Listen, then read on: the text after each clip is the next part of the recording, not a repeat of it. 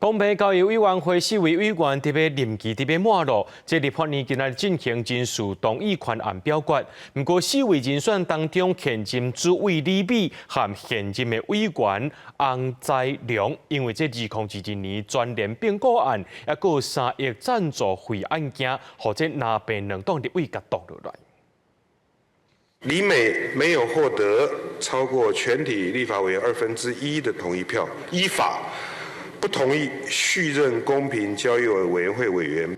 立法院17对公平交易委员会人事动议权投票表决，在拿被联手之下，现任主委李美摕到52张同意票，61张无同意票；现任委员洪在良摕到51张同意票，62张无同意票，两个人拢无通过。民众党团总调阁唱讲是因为2022年的专联并购大润发这案。你干公平会的委员，在想的不是消费者的权利，是你所喜好的西洋棋，可不可以去跟全联要不乐之捐？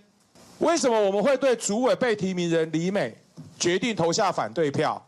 面对你们自家的委员跟业者强索不乐之捐，完全视若无睹。另外一个意外的部分是国民党立委陈超明作个李美当作同意，变作在野阵营唯一一个走票的，对人选落尾4个人，敢若通过2个。行政院表示遗憾，后壁嘛会进行补提名的作业。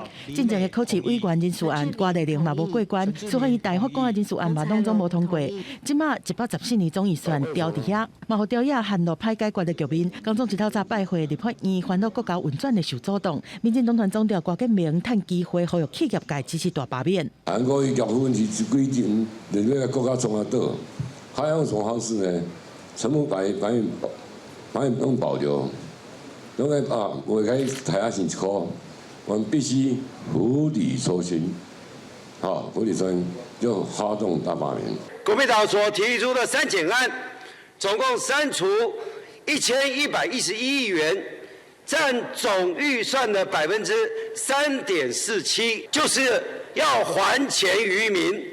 让能够给更多的人民受到照顾。民进党如果没有办法执政，那就换党执政。民进党在党预算，民进党党预算。